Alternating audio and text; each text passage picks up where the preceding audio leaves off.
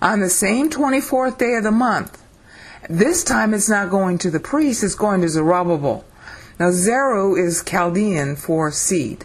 In Hebrew it's Zerah. You can see the same word used in Isaiah 53:10 in Hebrew.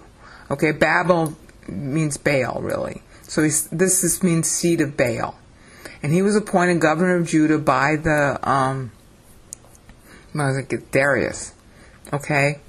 And now this is a personal promise to Zerubbabel. I'll overthrow, I'll do everything. Look, oh, you just can't believe all the things I'm going to do. And on that day, okay, now how's he going to overthrow? Well, it's dual. All prophecy in the Bible is dual. He's going to overthrow the kingdoms and destroy the power. When? When they overthrow Antiochus Epiphanes in the future. That was already predicted in Daniel. I want to say it's Daniel 8. All right? And on that day, okay, on that day, okay, but that day is the day that's coming just after he speaks to. Because he's saying, on the 24th, I will do this on that day. Okay? But here's the present. I have chosen you. And then you got signet ring, and that's shorthand for the Jeconiah curse. In the Jeconiah curse, you can look it up in the Bible, look up Jeconiah verses and look up signet ring. He tells Jeconiah he's taking him off his finger. But now he's telling Zerubbabel, son of Shealtiel, I'm going to put you on my finger. You are my signet ring. I've chosen you today, the 24th day of Kislev. Okay? The second time he comes, see, play on hypostatic union, talking to the seed. Could it be funnier? All right? The seed of Baal is going to become the seed of Christ. I will make you a signet ring. In other words, the thing he took off from Jeconiah. Okay, Jeconiah had adopted Shealtiel.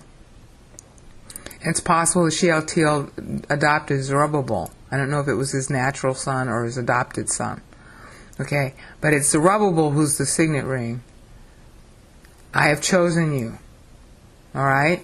On that day. See, this is a play on words. On that day that he overthrows. See, I will overthrow. On that day. Okay, but the same thing on that day, the 24th day of the month. Okay, because what's following it? Hanukkah. On that day, Hanukkah 164 BC, he overthrows Antiochus Epiphanes. And the temple is rededicated on that day. And on that day, same, anniversary of that day, the Lord is born. And of course, the Lord is the King of the universe and obviously overthrows all the kingdoms. You see that? So remember, God is one big now. So this future is as if it's already happened already. All right? I will make you a signet ring. I have chosen you.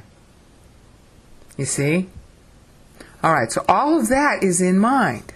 Now you have to look at the book of Maccabees, which I don't have time to go through, but my website covers it. Look at the book of Maccabees, 1 and 2 Maccabees, to get your sense of what happened at Hanukkah.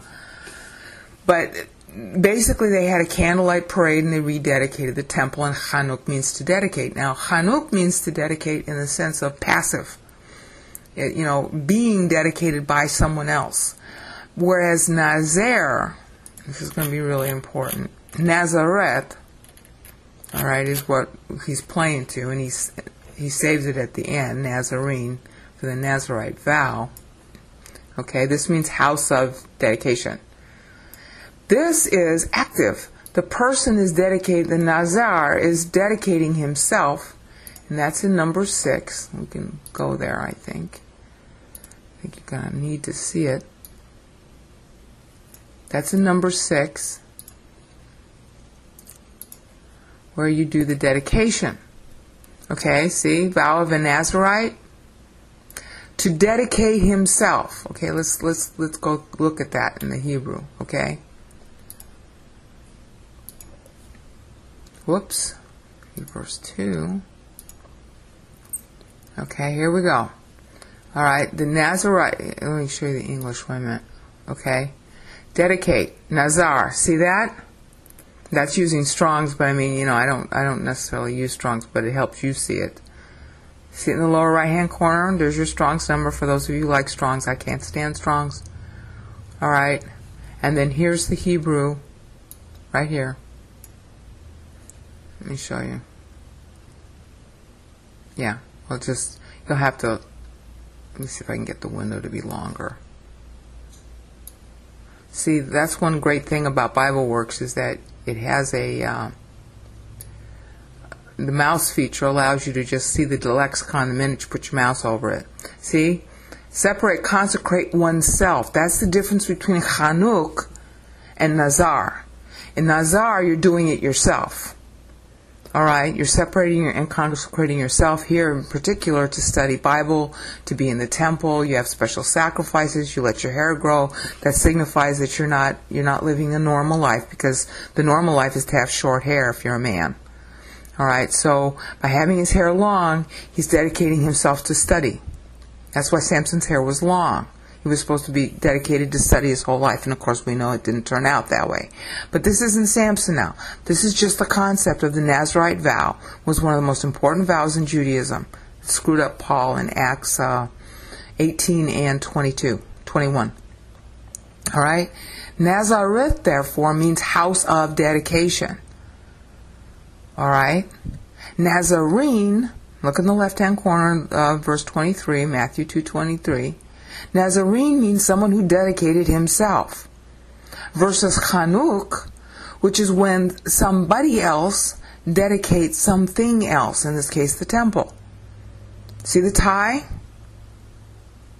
Alright, so you got the theme of dedication, you got the theme of lights, because what happened on Hanukkah, which of course most people know, they call it the Feast of Lights even today, is that people streamed out of their houses in 164 BC to dedicate the temple because they'd cleaned it.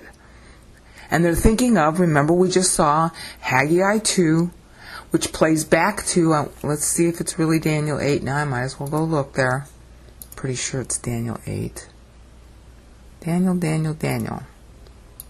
The one with the 2300 days.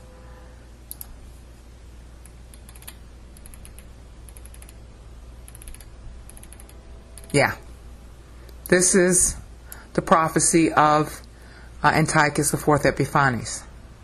It's literally, see it says evenings and mornings, that's the Hebraic method of saying that it's literal. So you'll see the same language in Genesis 1. Okay? 2300 evenings and mornings. That means that as soon as they saw Antiochus, they knew to count 2300 evenings and mornings. And then the place would be restored.